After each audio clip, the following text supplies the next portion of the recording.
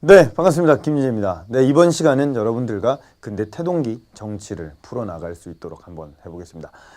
저번 시간에 우리가 임진왜란에 대해서 한번 설명 좀 드렸었는데요. 이 임진왜란의 제일 마지막 얘기에서 일본이 문화적으로 발전한다, 이런 내용을 좀 말씀드렸죠. 그 중에서 이제 성리학, 이황이라고 하는 나름대로 학자의 제자 중에 강항이 있었습니다.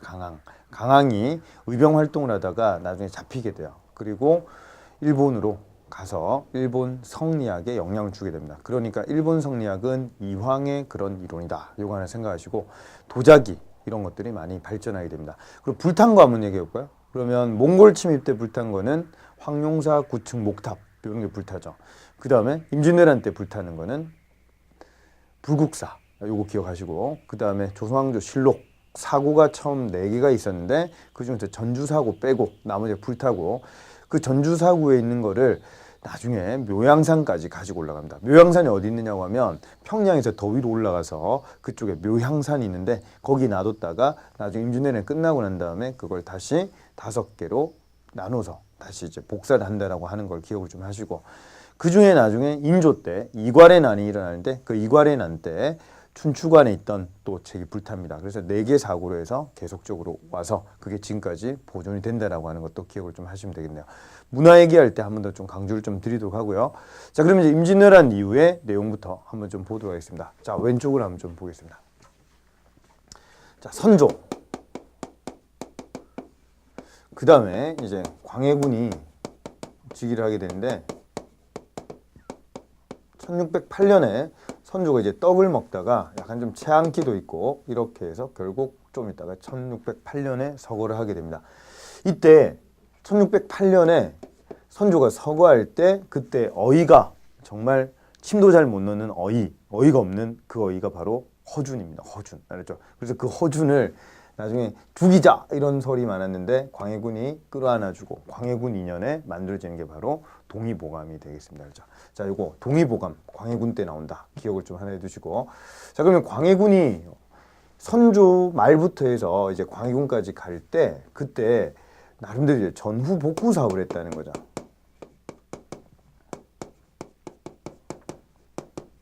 전쟁 후에 복구 사업하는 게 상당히 힘들겠죠. 어떤 토지에 대한 문서도 없어지게 될 거고, 그 다음에 어떤 신분과 관계된 문서들, 노비 문서도 없어지게 될 것이고, 나름대로 어떤 인구대장들 호적도 불탈 거고, 이런 것들에 대한 전후복구 사업, 요걸 해나가는 과정 중에 이때 명나라라고 하는 이 나라가 결국 후금하고 한판 붙게 됩니다.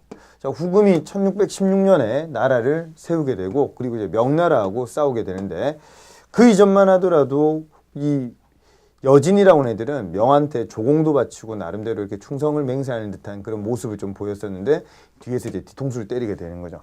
자, 이렇게 붙는데 후금의 전투력 상당히 좀 높은 것 같으니까 이 광해군한테 명나라가 지원을 요청하게 됩니다. 그러니까 광해군이 보내줄 수밖에 없겠죠. 왜냐고 하면 임진왜란 때 우리를 도와줬기 때문에 우리가 이제 지원을 해주게 되는데, 이때 갔던 장군 이름이 강옥립입니다. 강옥립을 보내면서 광해군이 밀서를 보냅니다. 그래서 이런 말을 좀 쓰게 됩니다. 향배를 보아서 결정하라. 자, 무슨 얘기냐면 후금을 갔다 온 신한테 광해군이 한번 물어봤습니다. 얘들 좀 어떻더나 이렇게 물어보니까 기계가 날카롭고 호령이 엄숙합니다. 아, 전투력이 제법 되는가 봐. 그렇게 해서 이제 향배를 보아서 결정해라고 얘기를 했는데, 싸워보니까 이 안에 들어가서 싸워보니까 전투력이 장난이 아닌 거예요. 그래서 강옥립이 항복을 하게 됩니다. 자, 이렇게 되니까 이 광해군에 대한 반발이 이제 등장하게 되는 거죠. 그렇게 해서 이 서인들, 그리고 이 서인들이 광해군을 몰아내고 결론적으로 인조가 즉위를 하게 됩니다. 자, 이 사건이 바로 인조 반정이라고 하는 건데, 자, 여기에서 광해군 때는 북인이 집권했던 그런 시기거든요. 이 북인이 바로 옛날 임진왜란 기간 동안에 의병 활동을 많이 했던 그런 사람들이라고 보시면 되겠습니다. 자, 그래서 인조 반정으로 인해서 이제 인조가 왕이 되게 되고, 자, 그리고 인조 같은 경우에는 이 서인들의 생각을 받아들일 수밖에 없는데, 이 사람들의 가장 큰 생각은 바로 친명 배금 정책이에요. 명나라와 친하게 지내고 여진을 배척하자, 이런 기운이 바로 서인들의 핵심 생각이고, 이 친명 배금 정책 때문에 인조 때 큰 사건이 두 가지가 일어나는데, 그게 바로 정묘호란과 또 하나는 병자호란이라고 보시면 되겠습니다. 자, 그러면 친명 배금 정책과 이 서인, 인조, 자, 요런 얘기가 이제 조금 이해가 잘 되셔야 되니까 한번 요거를 전쟁 잠시 펼쳐놓은 상태에서 오른쪽에 한번 설명 한번 좀 드리겠습니다. 자, 오른쪽으로 한번 좀 가보도록 하겠습니다. 자, 오른쪽에 한번 여기에 정리를 한번 좀 해보도록 할게요. 자, 먼저 이 선조 때 제일 먼저 동인하고 서인으로 사림이 분화가 됩니다. 그러니까 동인과 서인으로 갈라지게 되는데, 이 서인에는 대표적인 인물이 심의겸, 그 다음에 동인에는 김효원. 먼저 이제 김효원이 이조전랑이라고 하는 자리를 올라가려고 하니까 심의겸이 막았는데 김효원이 결국 이조전랑이 되게 됩니다. 자, 그리고 나중에 알았는데 이제 심의겸이 반대했다라고 하는 거죠. 그리고 심의겸 동생이 심춘겸이 있는데, 심춘겸이 또 관직에 올라가려고 하니까 김효원이 반대를 했다라고 하는 거죠. 자, 그렇게 해서 이 두 집안 사이가 상당히 사이가 안 좋아지게 됩니다. 이 자리를 놓고 싸웠는데, 이조전랑이라고 하는 이 자리는 크게 첫 번째로 삼사에 대한 임명권을 가지고 있습니다. 그러니까 사림들은 삼사, 왕한테 바른 말 해주고, 이런 내용이 상당히 좋은 거죠. 그 다음 두 번째, 후임자를 추천할 수 있는, 그래서 거의 대부분 다 이제 후임자를 추천하면 이 사람들이 이조전랑이 된다라고 하는 거죠. 이조전랑 3사 임명권과 후임자 추천권을 가지고 있는데, 그렇게 해서 이조전랑이 된 사람들은 나중에 이 기존에 있었던 이조전랑을 더 좋은 3사 자리로 임명을 좀 시켜주겠죠. 이런 특권을 가지고 있지만, 이조전랑은 정작 정육품, 정오품, 이조좌랑, 이조정랑 이 정도 되는 그런 사람들인데, 그렇게 높은 자리가 아님에도 불구하고 이 자리를 놓고 피 터지는 싸움을 한다라고 하는 거죠. 자, 이렇게 해서 이제 동인과 서인으로 갈라지면서 사림이라고 하는 개념이 두 개로 나타난다. 이게 바로 붕당이 되겠습니다.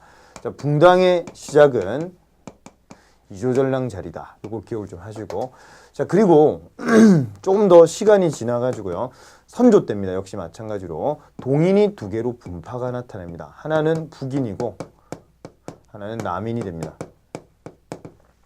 자, 이 당시에 선조 때인데 이 정여립이라는 사람이 있어요. 정여립.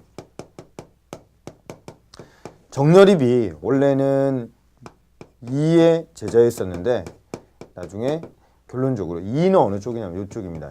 이의 제자였었는데, 나중에 정여립이 이를 좀 배신하고 나중에 동인 쪽으로 가게 됩니다. 동인 쪽으로. 그러니까 정여립이라고 하는 존재는 상당히 좀 배신의 그런 아이콘이라고 볼 수가 있는 거죠. 자, 그리고 또 하나 더는 이 정여립이 대동계라고 하는 계모임이 있었는데, 이 대동계가 상당히 좀 전투를 잘할 수 있는 그런 인물들, 무신들, 사람들이 좀 나름대로 많이 들어가 있는 그런 계모임인데, 왜구가 쳐들어왔었을 때 이 대동계 멤버들만 가지고도 왜구를 격퇴한 적이 있을 정도로 상당히 좀 파급력이 큰 그런 단체의 멤버가 바로 또 정여립이었던 겁니다. 자, 그렇게 되다가 정여립이 여기 들어갔었는데 모반 사건에 연루가 되면서 정여립 모반 사건이라고 하는 큰 사건이 만들어지게 됩니다. 정여립은 그래서 열받아서 결국 자기 고향인 죽도, 전북의 이 전북의 진안이라고 하는 곳이 있어요. 진안의 죽도라고 하는 곳에서 정여립이 자결을 하게 됩니다. 이러니까 정여립 사건에 관계된 거를 소설을 상당히 잘 쓰게 되는 사람이 바로 삼인곡, 송민곡, 관동별곡 하면은 정철이죠. 정철. 요즘에 어학원도 잘 되고 맞죠? 정철. 그래서 이 정철이라고 하는 사람이 이 정렬입 모반 사건을 상당히 이쁘게 각색을 잘하게 되는 거죠. 자, 이렇게 되면서 이걸 이제 기축옥사라고 하는데, 기축옥사를 통해 가지고 동인이 북인과 남인으로 갈라지게 됩니다. 정렬입 모반 사건으로 인해서 나오는 이 사건 이름이 바로 기축옥사고, 북인은 정철을 용서할 수 없다 요런 파고, 남인 같은 경우에는 이제 그럴 수도 있지 요런 파. 그러니까 급진파와 약간 좀 온건파 이렇게 좀 나뉘게 되는데, 결론적으로 이제 북인이 광해군 때 의병 활동 많이 했던 사람들이었기 때문에 이때 집권을 좀 하게 되고, 자, 그렇게 하다가 광해군이 나중에 물러나게 되죠. 그래서 이 서인에 의해서 정권이 계속적으로 주도가 됩니다. 그래서 인조 반정이 일어나고 난 다음에 서인이 집권하면서 남인이 참여하는 이런 분위기로 가게 된다라고 하는 거죠. 자, 그리고 인조 때 일어난 큰 사건이 정묘호란과 병자호란이 있으니까 그건 조금 이따가 설명을 좀 드리도록 하고요. 자, 이렇게 서인이라고 하는 이 정권이 계속적으로 주도해 나가고 남인이 참여해 가는 분위기가 바로 이제 인조, 그 다음에 효종, 그 다음에 현종 때까지 가다가 현종 만렵에 요때부터 이 남인과 서인이 상당히 사이가 안 좋아지게 됩니다. 그러면서 이게 숙종으로 넘어갈 때는 남인하고 북인하고의 트러블이 상당히 크게 되면서 요때 이제 환국이라고 하는 그런 게 일어나게 됩니다. 환국은 정권이 완전히 샥샥 바뀌는 겁니다. 그래서 환국이 총 3번에 걸쳐서 일어나게 되고, 그 다음에 현종 때는 왕이 죽고 난 다음에 상복을 몇 년이냐 이거 가지고 얘기를 좀 하게 되는데, 예속 논쟁이라고 하는 게 나오게 됩니다. 자, 그래서 예속 논쟁 이런 말 나오면 현종이고, 환국 이런 용어가 나오면 숙종이다. 이걸 좀 기억을 하시면서, 현종 때는 2번의 예속 논쟁이 나오거든요. 자, 그리고 하나 더, 효종하면은 북벌 이런 용어를 조금 정리를 해 나가야 되겠습니다. 그래서 나중에 숙종 때 이 환국이 총 3번 있는데 이 중에 첫 번째 환국 때 나중에 이름이 서인이 2개로 나뉘어지게 되는 거야. 하나는 노론, 또 하나는 소론. 이런 식으로 나뉘어지게 되면서 이 노론과 소론이 또 나중에는 여기 밑으로 내려가서는 이 둘 간의 또 대결이 나타난다라고 하는 겁니다. 자, 그러면 이제 집안들 얘기를 한번 쭉 한번 해봤는데, 여기서 마지막으로 한번 정리해드릴 게 이겁니다. 동인의 내용이 바로 북인과 남인으로 좀 나뉘어졌다라고 했죠. 자, 그래서 이제 북인 정권의 대표적인 인물이, 북인의 대표적인 핵심 가치를 가졌던 사람이 조식이라든지 서경덕, 자, 이런 인물이 있습니다. 자, 이 중에서 이제 서경덕이라고 하는 인물 좀 기억을 꼭 좀 해주시고, 서경덕의 고향이 바로 개성입니다. 개성. 그러니까 개성이고, 남인의 대표적인 사람이 이왕이죠. 이왕의 고향은 도산서원 하면 어디 있습니까? 안동에 있죠. 안동. 그러니까 안동에 있는 이왕이 좀 더 남쪽이니까 남인, 서경덕의 고향은 개석이니까 북인, 이렇게 좀 정리를 안 해주시고, 자, 그리고 이 서인의 노론과 소론으로 좀 나뉘어지게 되는데, 이 노론의 대표 인물이 바로 이가 되겠습니다. 자, 그리고 소론의 대표 인물이 성원인데, 자, 그러면 금방 얘기한 북인, 남인, 그 다음에 노론, 소론 중에서 제일 그래도 정권을 오래 잡았던 그런 세력을 한번 뽑아보라고 하면은 바로 노론이 제일 좀 오래 잡았죠. 그러니까 이 선생이 얼마짜리 나와 있습니까? 그렇죠. 5,000원짜리 나와 있는 거야. 그 엄마가 얼마에 나와 있습니까? 55,000원 집안의 대표적인 사람들 기억 꼭 하셔야 됩니다. 박정희, 박근혜가 우리나라에서 제일 좋은 집안이 아니라 제일 좋은 집안은 55,000원짜리 집안이다. 이렇게 좀 생각을 좀 하실 수가 있겠습니다. 그죠? 자, 그러니까 그죠? 우리 보면은 추석 설날 때 이분들은 반갑잖아. 맞죠? 네, 그래서 55,000원짜리 집안. 이걸 제가 강조하는 이유가 바로 노론이라고 하는 요 용어를 기억을 꼭 좀 해야 되기 때문에 그렇습니다. 이 기억을 좀 하시고, 그 다음에 1,000원짜리에 누가 나와 있습니까? 그렇죠. 이왕이 나와 있는 거죠. 그래서 남인하고 그 다음에 이 노론 얘기가 상당히 줄을 이룬다 보시면 되겠습니다. 소론 집안의 대표적인 인물이 이제 성원, 이런 이름 좀 기억을 좀 하나 해주시고, 그 다음에 북인에는 서경덕, 그리고 한 명 더 하면 조식. 곽재우 장군 들어봤습니까? 홍해 장군 곽재우. 그 사람이 조식의 제자다. 이런 것도 기억하시고 의병 활동과 관계된 게 북인이 되겠습니다. 자, 흘러가는 내용들 지금 하나 둘씩 좀 나오는데 지금 이 얘기가 잘 흡수가 되시는 분이 있을 반면 지금 무슨 말인지 아예 모르시는 분들은 기본 내용을 조금 충실하셔야지 지금 시험 치기 직전에 마무리가 좀 잘 되실 겁니다. 그렇죠? 기본 내용을 한 번 더 교재에 있는 내용을 한번 좀 보시면서 줄 좀 한번 치고 정리를 부탁을 드리도록 하겠습니다. 자, 현종 때는 예속 논쟁인데 이름으로 치면은 이렇게 좀 봅시다. 기갑 이렇게 좀 보시고 그 다음에 숙종 때는 이름이 경기갑 이렇게 좀 기억하세요. 그럼 무갑, 기열 이런 용어 나오면 그거는 사화였죠. 그 다음에 기갑이 나오면 요거는 예속 논쟁에 대한 내용이고 경기갑 이렇게 나오면 요건 황국입니다. 황국은 총 3번이 있다. 경기갑 제가 도지사 후보에 나왔단 말이야. 그래서 경기을 후보와 경선을 붙여야 돼요. 그래서 경기갑 이렇게 좀 외워주시고 예속 논쟁할 때는 기가 찬다 이렇게 좀 기억을 하시면 돼요. 기가 그 다음에 여기는 경기갑 이렇게 좀 봐주시면 되겠습니다. 그래서 기의 예송하고 갑인 예송 그 다음에 경신왕국하고 기사왕국 그 다음에 갑술왕국 이런 용어는 조금 있다가 우리가 정리를 다시 한번 좀 하도록 하겠습니다. 한 번 듣고 2번 정도 딱 들으면 이제 감이 좀 잡혀야 되고 3번 들으면 이제 완전하게 여러분 걸로 만들어야 되겠습니다. 자, 요거 조금 이따가 한 번 더 설명하고 그럼 왼쪽으로 다시 한번 돌아볼게요. 자, 왼쪽에 가서 자, 인조 때 그러면 서인에 의해 가지고 인조 반정이 일어났다라고 하는 겁니다. 남인은 참여하는 분위기라고 했죠. 자, 이 정묘란 일왕이 전에 인조 반정이 일어날 때 이괄이라고 하는 이 사람이 상당히 이제 전투도 좀 잘하는 그런 사람인데 이 사람이 이 뒤처리를 다행히 준 거예요. 그러니까 이괄은 1등 공신이 될 거라고 생각했는데 좀 있다 보니까 이괄이 2등 공신이 되게 됩니다. 자, 그리고 여진족 조금 막을 하고 저 위쪽으로 평안도 쪽으로 올라갔는데 이괄 아들이 반역에 연루가 되면서 결국 이괄이 난을 일으키게 됩니다. 이괄이 난을 일으켜서 실제로 인조가 수도를 버리고 공주까지 피난을 가게 됩니다. 이러면서 이틀 정도 이괄이 차지를 좀 하고 있었는데 서울을 그러다가 밑에 있던 부하에 의해서 목이 달아나는 그리고 또 다른 이괄 밑에 있던 부하가 청나라 후금으로 가게 되면서 후금에다가 얘기를 하죠. 광해군 지금 바뀌었다. 그러니까 복수를 좀 해달라. 그렇게 해서 일어나게 되는 사건이 바로 정묘호란이 되게 되겠습니다. 자, 정묘호란 때는 형제 관계를 우리가 맺고 결국 전쟁이 끝나게 되는데 조금 있다가 1636년이 되니까 후금이 청이라고 하는 황제 국가로 바뀌게 되는 거죠. 그러니까 우리에게 군신 관계를 요구를 하게 됩니다. 이때 그럴 수 없다. 우리는 황제라고 부를 수 없다. 이렇게 해서 싸우자라고 하는 파가 주전파고 그래도 이때 형제 관계 맺었으니까 계속 관계 좋게 끌고 가자. 이게 주전파였습니다. 주화파였습니다.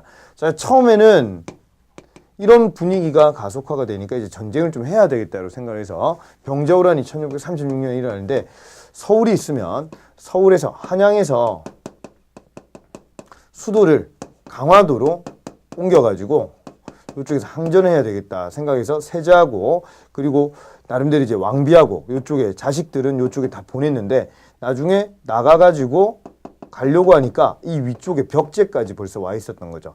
그래서 여기 강운입을 보내가지고 얘기를 좀 해라고 하고 다시 들어와가지고 여기 옆에 있는 산성으로 들어가게 됩니다. 여기가 바로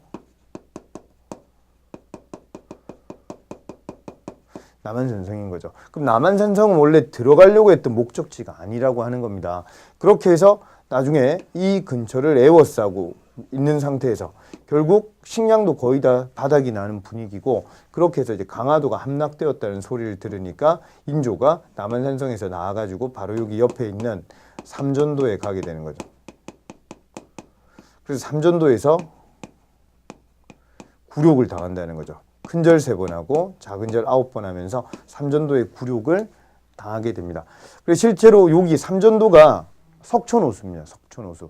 그래서 잠실 롯데월드 바로 앞에 있는 그 호수 있죠? 네, 거기 바로 앞에서 머리를 바닥에 부딪히면서 막 피도 흘리고 이런 일들을 좀 당했던 거죠. 이게 바로 삼전도의 굴욕이라고 하는 개념이 되겠습니다. 그래서 세자하고 나름대로 이제 자식들을 그 다음에 이제 남들 볼모로 막 잡아가게 되는 거죠. 그렇게 이제 병자호란이 막을 내리게 되는데, 이 병자호란, 정묘란 두 가지 순서 좀 기억을 좀 해두시고, 남한산성 이런 용어가 나오면은 이거는 병자호란이라 보시면 되겠습니다. 자, 그리고 처음에는 이렇게 주전파가 우세했다가 나중에 뒤로 가면서 주화파가 우세하면서 남한산성이라고 하는 곳에서 결국 나와서 이걸 당했다. 이걸 주화파에서 대표인 이름 한 명을 기억하면 최명길이라고 하는 이름 한 명 정도 좀 기억을 하시면 문제 풀 때 이러한 내용이 나오면 이게 이제 병자호란이 일어나는 그 즈음의 내용이라고 보시면 되겠습니다. 자, 그리고 이제 그 다음 내용이 바로 효종인 거죠. 효종. 자, 그러다가 인조한테 첫째 아들이 소현세자가 있었어요. 둘째 아들이 복림대군이 있었는데 둘 다 청나라로 끌려갔다가 소현세자가 국내로 먼저 들어오게 됩니다. 소현세자가 들어왔는데 한 10개월 정도 지났다가 의문의 죽음을 당해요. 그러니까 청나라가 소현세자를 좀 이뻐했었는데 갑자기 들어오니까 인조가 약간 좀 딴 마음을 품었을 수도 있어요. 이제 들어오는 걸로 봐서 왕이 바뀌는 건가? 이렇게 생각 좀 할 수가 있겠죠. 자, 그리고 소현세자가 죽고 난 다음에 이 복림대군이 왕이 됐는데 이 사람이 바로 효종이 됩니다. 효종은 아버지에 대한 복수를 좀 해야 되겠다 해서 북벌이라고 하는 거를 준비를 하게 됩니다. 자, 북벌을 준비할 때 어영청이라고 하는 이 기구를 중심으로 해가지고 북벌 계획을 준비를 계속해 나갑니다. 자, 그러다가 조총 부대를 양산을 많이 좀 했는데 그러다가 나중에 청나라한테 걸리기도 해요. 나중에 가서. 자, 그러면 이 북벌이라고 하는 건 종북에는 실시하지를 못한다라고 하는 거죠. 왜냐고 하면 효종이 10년여 만에 승하를 하게 되고 그리고 청나라의 힘이 너무 강해지면서 결론적으로 효종 때 북벌은 계획에 실패한다. 이렇게 좀 보실 수가 있겠습니다. 자, 그래도 이 효종 때는 역시 서인들이 정권을 잡으면서 군권을 장악을 하죠. 그러니까 이런 모습이 바로 서인의 모습이라고 보시면 되겠습니다. 자, 그런데 혹시나 해서 얘기하지만 나선정벌이라고 하는 게 있었어요. 이 효종 때 러시아가 군대 좀 빌려달라고 해서 러시아하고 싸우니까 청나라가 군대를 좀 빌려달라고 해서 청나라 쪽에 우리 조총부대를 좀 집어넣고 러시아, 이 당시에 러시아를 아라사라고 좀 불렀는데 이 러시아하고 청하고 처음에 두 번 붙었다가 러시아가 두 번 다 이겨서 우리한테 요청을 좀 하게 됩니다. 조총부대가 이 안에 들어가 가지고 싸우면서 우리가 나선을 정벌했다라고 하는 내용이 바로 효종 때입니다. 그러니까 효종 때 우리가 이 전투력은 상당히 뛰어났던 거지만 그래도 북벌은 실시가 되지 못했다라고 하는 증거가 바로 나선정벌이라고 하는 게 전투력 강한 그런 대표적인 내용이다. 이걸 하나 좀 잡아주세요. 자, 그러면 태정, 태세, 문단세, 예성, 연중, 임명선, 광인, 효종까지 얘기를 좀 했습니다. 자, 그리고 여기 이제 오른쪽으로 다시 한번 더 볼게요. 자, 그러면 마지막으로 한 번 더 우리가 정리를 해 나가면서 이걸 붕당을 한번 좀 파헤쳐 봅시다. 자, 선조 때 동인과 서인으로 갈라졌다. 맞죠? 그럼 두 번째, 동인이 남인과 북인을 쪼개었다. 이게 기축곡사인데 다른 말로 정렬입 모반 사건이라고 얘기를 좀 했었죠. 자, 이게 일어나고 난 다음에 결론적으로 이 북인이라고 하는 세력, 이 광해군이 이제 북인을 끌어안으면서 이때 광해군 시기 때는 북인이 성장을 많이 하게 되고 그러다가 인조 반정이 일어나면서 이 서인이 주도하는 이런 분위기에 남인이 참여하는 분위기로 간다라고 하는 거였죠. 자, 그러다가 정묘호란과 병자호란 두 가지가 일어났다라고 하는 겁니다. 자, 그리고 효종이 됐는데 효종 같은 경우는 북벌을 계획을 했지만 북벌은 실시가 되지 못한다라고 하는 거죠. 자, 그리고 다음 왕이 바로 현종이 되겠습니다. 자, 현종 때 이 당시 자의대비라고 하는 비가 있었어요. 자의대비. 자의대비가 인조의 계비인데 인조 와이프인데 자의대비가 상복을 몇 년 입어야 되느냐 이걸 놓고 서인하고 남인하고 복제 문제 가지고 싸우는 거. 이게 바로 예송 논쟁이라고 하는 그런 내용이 되겠습니다. 자, 예송 같은 경우에는 이 당시에 상복 입는 기간은 우리가 볼 때 그건 뭐가 중요하냐 생각할 수 있죠. 근데 이 당시에 상당히 중요한 일은 복제 문제라 이 말이에요. 이게. 그래서 서인은 1년상을 주장을 하게 됩니다. 1년을 다른 말로 뭐라고 하느냐면 이걸 기년이라고 합니다. 기년. 기년상을 주장을 좀 했고 남인은 무슨 소리? 왕가와 양반은 법도가 달라야 된다 해서 식년식. 하루에 밥 3끼 먹죠. 식 들어가면 3이다 이렇게 생각하시고 남인은 3년상을 주장합니다. 이때 현종은 이쪽 편을 들어주게 됩니다. 자, 1대 0 이렇게 되겠죠. 자, 그리고 두 번째 갑인예송 때 인선왕후 그러니까 효종의 와이프가 승하를 하고 난 다음에 상복을 몇 년 입을 거냐 이거 가지고 얘기를 할 때 서인은 9개월 하자 주장을 했는데 남인은 무슨 소리 하느냐 1년 해야 된다 해서 이쪽 편을 결국 들어주게 됩니다. 결론 1대1. 그런데 여기까지는요 변질이 아닙니다. 변질이 아니고 이제 변질의 얘기는 바로 이 갑인예송 끝나고 난 다음에 드디어 나오게 됩니다. 남인이 정권을 잡게 되죠. 그러면서 남인 중에서 청남, 탕남 이렇게 좀 나뉘어지게 되는데 청남이라고 하는 세력들이 송시열이라고 하는 이 상복 입는 기간 이걸 놓고 흐트러트린 송시열을 좀 제거하자라고 하는 이 모습이 나타나죠. 그러니까 서인과 남인이 이제 트러블이 일어나기 시작하면서 결론적으로 이 숙종 때 숙종이 어린 나이에 정권을 이제 잡게 되는데 이때 남인이 옆에서 정치를 좀 잘 도와주다가 결론적으로 남인이 잘리게 되는 사건이 발생합니다. 그게 바로 경신환국이라고 하는 건데 자, 이 당시에 남인 중에서 대표적인 인물이 허적이라고 하는 인물이 있어요. 허적은 상평통보를 전국에 유통시키는데 큰 일을 좀 담당했던 그런 인물이거든요. 그러니까 허적을 나중에 이제 기로소라고 하는 그 당시에 나이가 있으면서 우의정, 좌의정, 영의정 했던 이런 사람들을 명예전당급의 이 기로소라고 하는 거를 결국 이제 들 수 있도록 좀 만들어주는데 허적 할아버지를 이제 기로소에 이름을 올려주게 됩니다. 자, 이러한 큰 행사를 허적 집에서 하게 되는데 이러다가 비가 추적추적 내리니까 허적 집에서 이 당시에 기름 장막이라고 해서 천막에 보면 물이 타고 흘러내려야 되죠. 그런 기름 장막. 유학이라고 하는 그거를 국가관청에 나름대로 뭐라 해야 될까요? 궁궐에서 그걸 들고 가게 됐는데 갑자기 숙종이 보니까 저쪽에 비가 내리니까 오늘 허적 대감집에 행사가 있으니까 유학을 갖다 주어라 얘기를 했단 말이에요. 이미 들고 갔는데요. 이렇게 되죠. 아니 이놈이 어디 감히 세조 때 한 명에도 못한 일을 이 허적이 하느냐 이렇게 하면서 이때부터 꿍하게 있다가 나중에 허적 아들 허견이라고 하는 인물이 반란에 연루가 되게 되면서 허적도 같이 제거되는 사건. 이게 바로 경신환국이 되겠습니다. 자, 그럼 경신환국 때는 제일 중요한 용어가 이제 허적 이런 용어를 하나 좀 기억을 좀 하나 해두시고 요때 윤휴라고 하는 인물 사문난적이라고 해서 나름대로 이제 성리학에 대한 반대를 보완을 좀 해야 되는데 이 윤휴라고 하는 인물이 이런 것들을 좀 주장을 성리학에 대한 반대 이런 것들을 좀 하다가 수정 보완해야 된다 강조하다가 윤휴도 같이 제거당한다라고 하는 게 바로 경신환국의 핵심 내용이 되겠습니다. 자, 이렇게 되면서 결국 정권을 잡은 게 서인이라고 하는 거죠. 그러니까 서인이 노론과 소론으로 이때 좀 양분이 됩니다. 이때는 아직 싸우지는 않아요. 이 둘 간에. 자, 그러면 일단 1차적으로 한번 둘로 좀 나뉘어진 거고 자, 그러다가 이제 남인이 안 되겠다 싶죠. 그래서 키우는 여자가 있는데 그 여자가 바로 장옥정이죠. 장옥정. 역관집의 딸인데 재산도 좀 있는 집안의 여잔데 이 여자가 나중에 희빈이 되죠. 그 여자가 바로 장희빈이 되겠습니다. 자, 그렇게 해서 장희빈하고 숙종 사이에서 애가 생기게 되죠. 인현왕후는 쫓겨나게 됩니다. 인현왕후가 쫓겨나게 되고 장희빈이 나오게 되는데 이 사건이 바로 기상국. 자, 그렇게 해서 장희빈하고 숙종 사이에 애가 태어났는데 걔가 이제 정호세자 얘가 이제 태어났는데 정호라고 하는 얘가 나중에 경종이 되게 되는 거죠. 얘를 원자로 책봉했습니다. 태어난 지 얼마 안 됐는데 원자로 책봉을 딱 해버리니까 이때 이 노론 집안의 대표적인 인물이었던 송시열이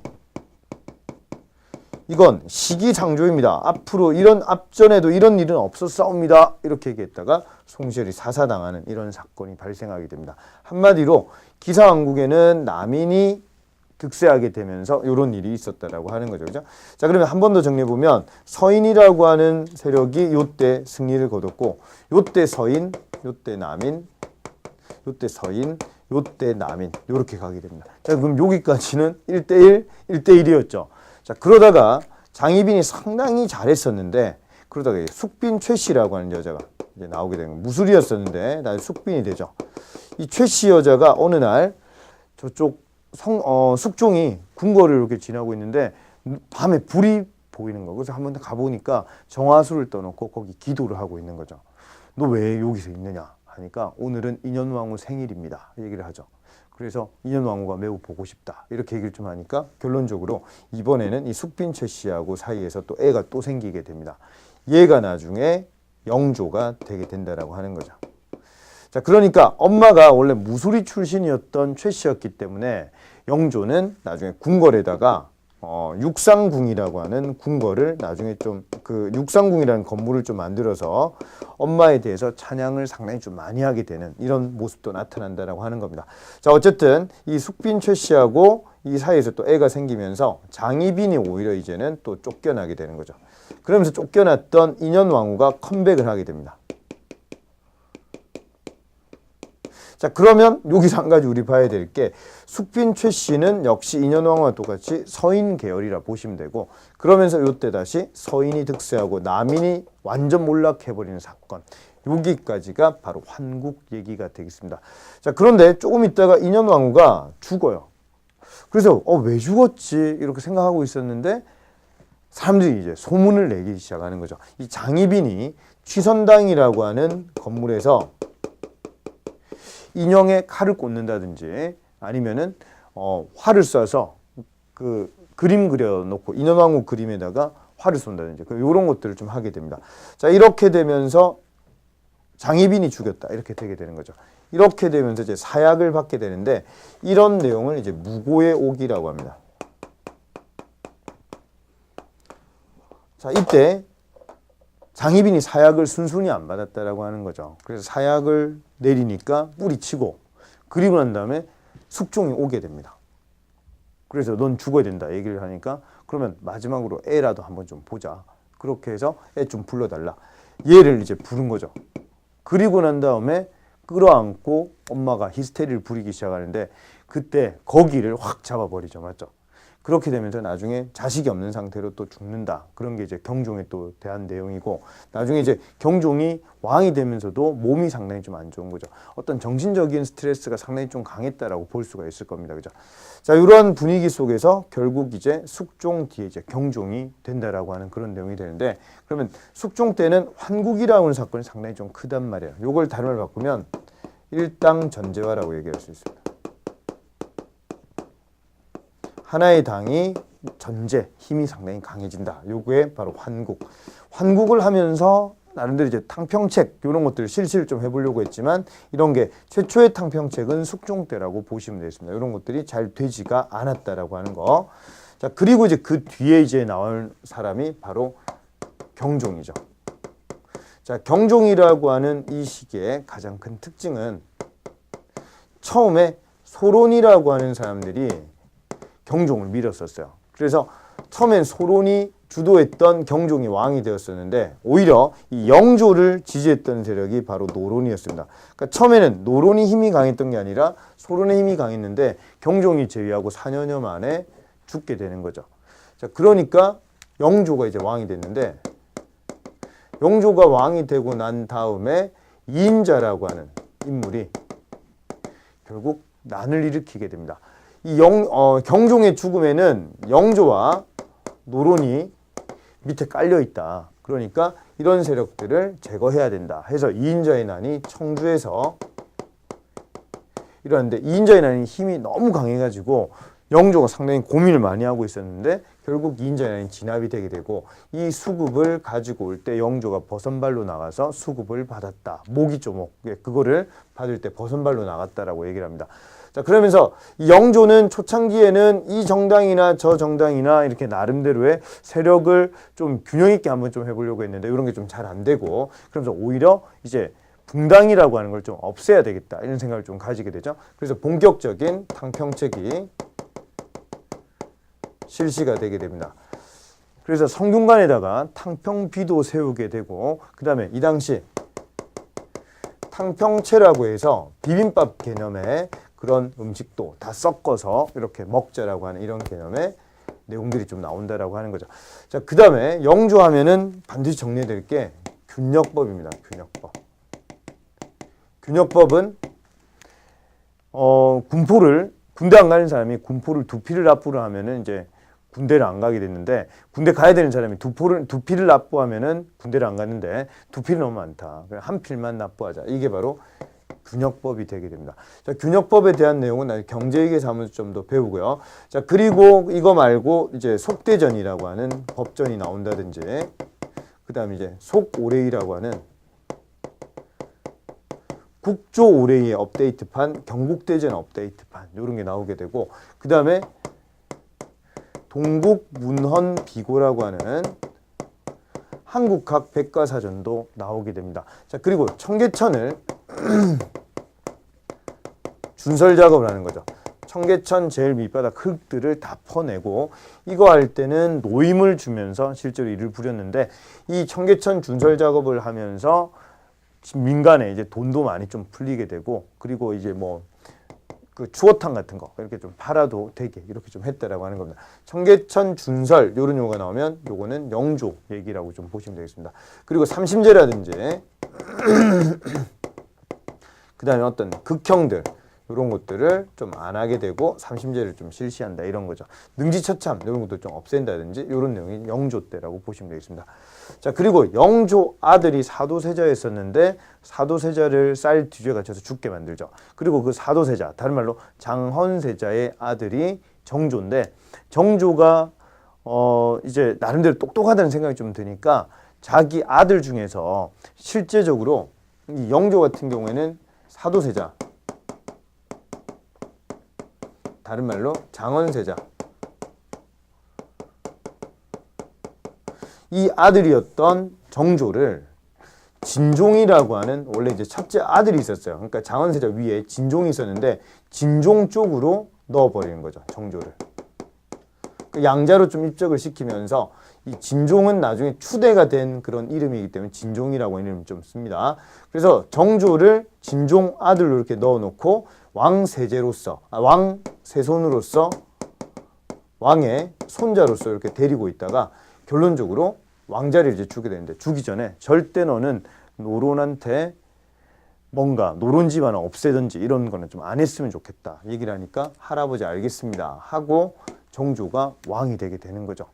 자, 정조가 왕이 될 때가 1776년인데, 그러니까 전반적으로 우리가 18세기라고 하는 표현을 쓰면 18세기 초가 바로 숙종이고, 그 다음에 경종은 짧으니까 넘어가고, 영조는 꽃뿌리 영자를 쓰죠. 상당히 재위기간이 좀 길고, 영조가 1776년에 이제 승하를 하게 되면서 이때 정조로 가게 됩니다.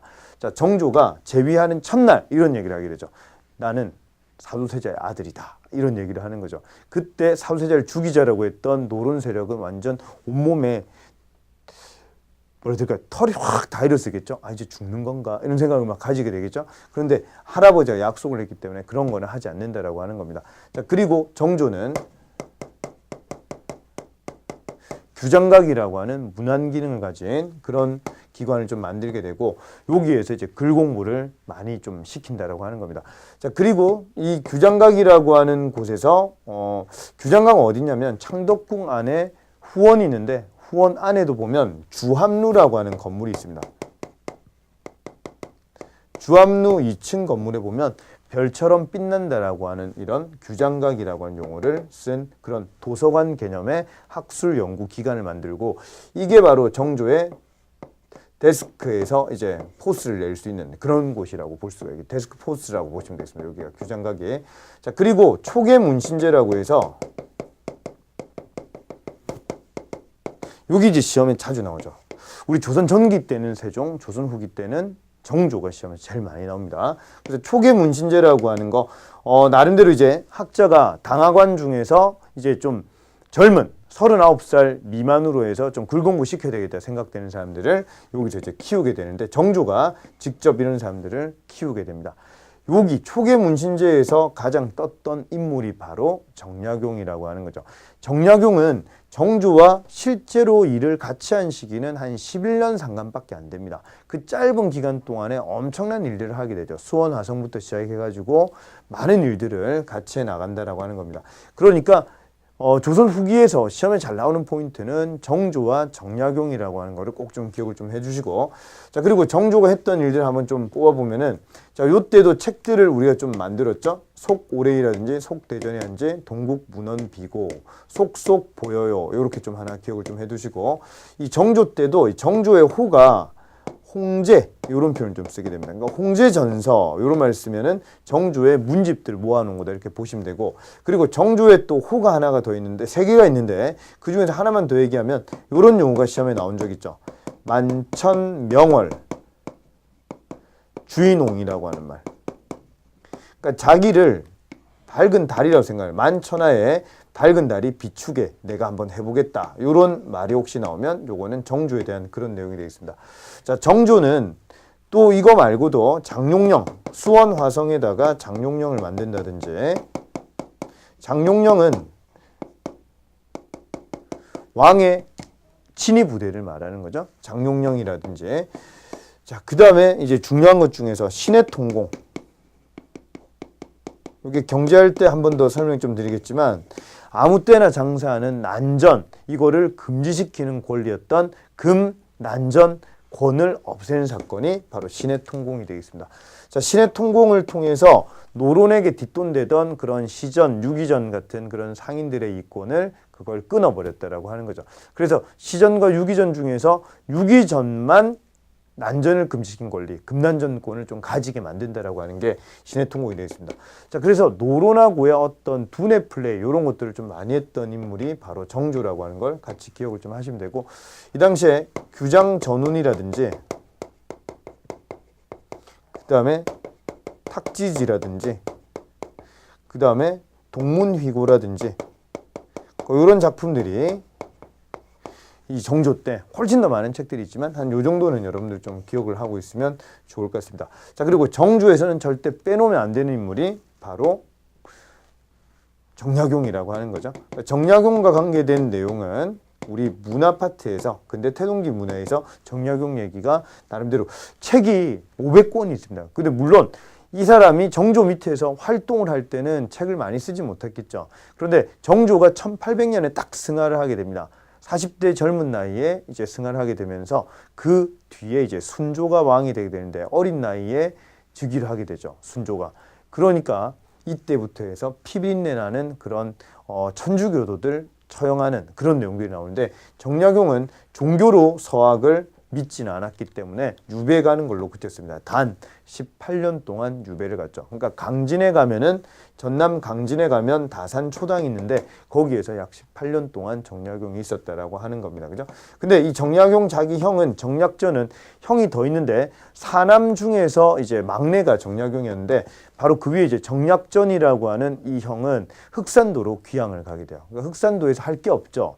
저처럼 등푸른 놈, 물고기 연구를 하게 됩니다. 그러니까 자산어보라고 하는 책을 쓰게 되는 사람, 자산어보, 그건 정약전이고, 정약용 거기서 책을 거의 한 500권 가까이 좀 쓰게 된다라고 하는 거를 꼭 좀 기억을 하시면 되겠습니다. 여러분들 잘 아는 목민심서, 그 다음에 경세유표, 흠흠신서, 이 세 가지가 바로 이서일표라고 하는 그런 두 개가 이름이 서자로 끝나죠. 흠흠신서, 그 다음에 요건 형벌과 관계된 그런 내용들, 벌과 관계된 그런 내용들을 정리를 좀 한 거고, 그 다음에 목민심서는 지방관이 어떻게 해야 된다라고 하는 거를 좀 나타냈다라고 한다면, 경세유표는 중앙행정은 어떻게 된다, 이런 것들을 좀 다뤘던 내용이기 때문에 이 세 가지, 이서일표, 요게 정약용의 제일 큰 핵심이고, 그거 말고도 다양한 내용들을 뒤에 가서 한번 좀 정리를 한번 하도록 하겠습니다. 자, 그래서 정조와 그 다음에 영조가 나와 있는데, 여기서 이제 마지막으로 정리를 하나 딱 더 해야 될 게 뭐냐면, 영조의 탕평정책을 완론이라고 얘기합니다. 완론. 에이, 우리 다 같이 섞이자, 이런 식으로 좀 하나가 되자, 이런 개념이 영조라고 한다면, 정조는 준론이라고 합니다. 준론. 얘기 한번 해보세요. 그래요? 네, 그럼 한번 얘기 한번 해보세요. 그래요? 이번에 이쪽이 맞네요. 이런 식으로 편을 나름대로 들어주는 거죠. 그러니까 이번에 얘기를 듣고 잘잘못을 가려준다라고 하는 거죠. 중요한 말. 준론의 개념은 잘잘못을 가려준다, 이런 말이고, 지읒지읒 이렇게 좀 생각해 주시고, 이응이응 이렇게 좀 생각을 해주시면 되겠습니다. 자, 영조와 정조까지 한번 설명 좀 해봤고요. 자, 그리고 그 뒤에 내용은 한번 우리가 짧게 한번 얘기를 한번 해봅시다.